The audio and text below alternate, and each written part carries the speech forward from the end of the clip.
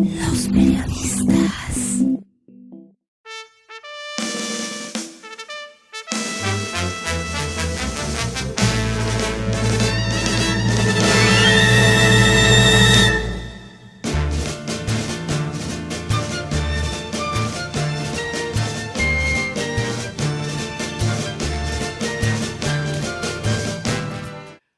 A lo largo de su vida, el aventurero Salacaín había mostrado algunas debilidades sustentadas en su gran afición a la gastronomía. Coleccionar libros de recetas antiguas y beberse cuanto vino cayera en sus manos. La segunda, beber vino, había sido muy socorrida por algún tiempo y decantada por la economía en otros años. Al fin, Salacaín se daba por bien servido siempre y cuando el vino en su copa estuviera en un grado organoléptico aceptable y sobre todo en buena compañía. Pero coleccionar recetas era diferente. Poseer, acariciar, leer los textos antiguos donde se plasmaba el ingenio de las cocineras y cocineros del pasado, le permitía hacer volar su imaginación y efectuar tentativas comparaciones sobre lo original, las imitaciones y cómo habían evolucionado los artistas de la cocina. Pero tener recetas no permite gozar de una buena comida, un suculento y nutritivo desayuno o una amistosa o romántica cena. Tener libros de recetas, leerlas, necesitaba de la práctica. Ponerlas en valor suponía meterse a la cocina. Eso era el punto, cocinarlas.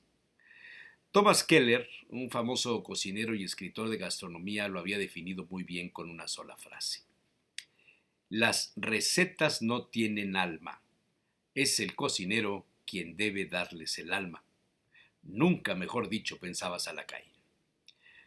Su madre coleccionaba recortes de las recetas de revistas y periódicos y mucha gente, después de comer sus guisos, le pedía la receta y nunca la negaba. En cambio, la abuela de Salacaín le repetía siempre una cantaleta. Esa receta es de la familia. Pero la madre de Salacaín partía de una premisa diferente.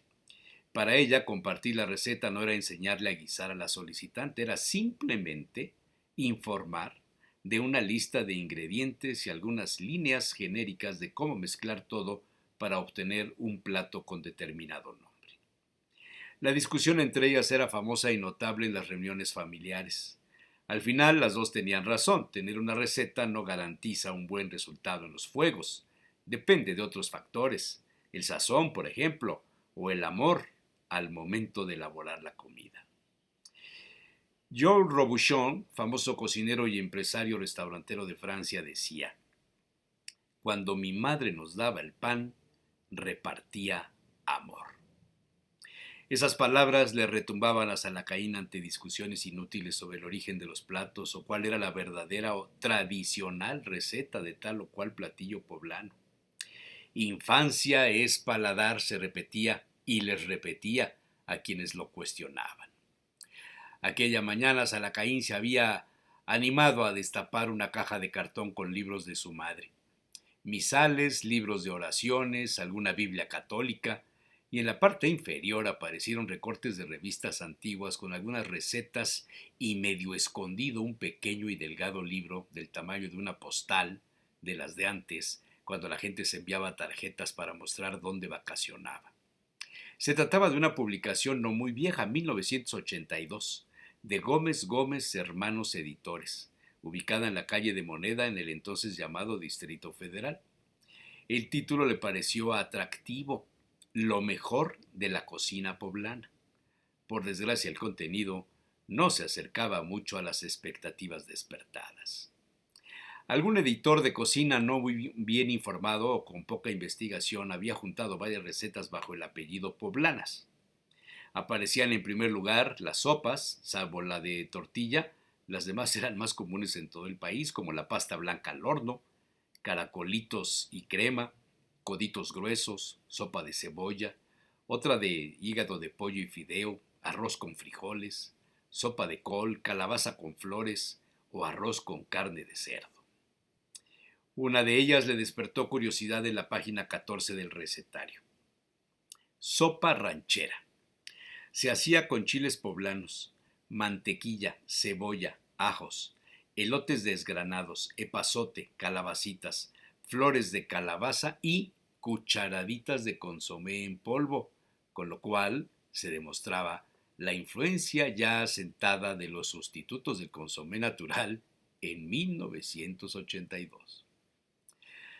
Más adelante aparecía el pollo en mole, elaborado con pollo cortado en piezas, almendras, pasas sin semillas, chiles anchos y chilpotles, un trozo de pan, vinagre, jugo de naranja, azúcar, canela, orégano, clavo y pimienta. Vaya sorpresa, un mole poblano con jugo de naranja, se dijo el aventurero. Salacaín se saltó otras tantas recetas de pollo, incluyendo alguna de chilaquiles. Apareció una bajo el nombre guajolote en mole, curiosamente más apegada a la tradición angelopolitana, con chiles pasilla, mulato, ancho, chocolate, manteca, especias, tortilla frita y además cacahuate. Otra receta causó sorpresa en Salacaín: chiles rellenos de camarones, poco documentada en los recetarios del siglo XIX y en las tradiciones familiares del aventurero.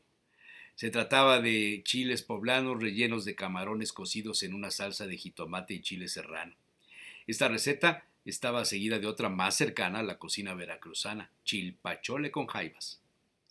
Un apartado de varias recetas estaba dedicado al uso del cerdo, sobre todo del lomo del cerdo, preparado en varias formas poco habituales en la cocina poblana de su familia. Una le causó curiosidad: lomo de cerdo con frutas, donde la carne estaba condimentada con ciruelas deshuesadas, naranja, sin semillas y pellejos, jugo de naranja, azúcar. Pero más asombro causó leer la receta de los peneques, elaborados con tortilla preparada en soya, jitomates cocidos, cebolla, queso, harina, huevos para rebozar y chile serrano cortado en tiras. Salacaín recordó la receta de los peneques de 1831 hecha con clacloyos, a los cuales se les sacaba el relleno tradicional y se les ponía queso o algún otro ingrediente y se capeaban y metían en un caldillo de jitomate. Las sorpresas siguieron. Aquel recetario guardado por su madre se notaba intacto, es decir, nunca fue consultado. Y en la página 53 decía chiles poblanos con guacamole, donde los chiles se rellenaban de guacamole elaborado con vinagre, aceite, cebollas, ajos, queso añejo, lechuga y se adornaban con rábanos. Y seguía una más: semitas poblanas con S.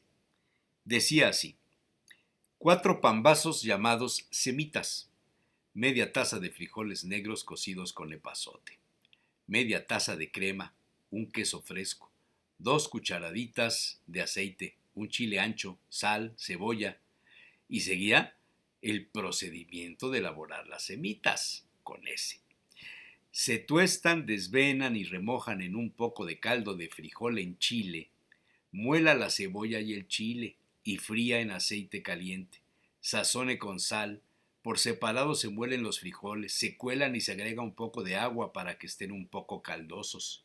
Cuando hiervan, se vacía el chile. Parta a la mitad del pan vaciando la miga. Bañe cada mitad de pan con caldo hirviendo. Rellene con queso y ponga más caldo encima y crema. Sirva inmediatamente para que no se deshaga el pan, decía el texto. Vaya ridícula y contradictoria receta, más parecida a una chancla o a una torta ahogada. Si ya en 1982 se distorsionaban las recetas poblanas, poco puede esperarse hoy día de la puesta en valor de la gastronomía angelopolitana. Y eso, con todo y la parafernalia de la declaratoria de la ciudad como presunta capital iberoamericana de la cultura gastronómica. Mucho ruido, pocas nueces. Pero esa es otra historia.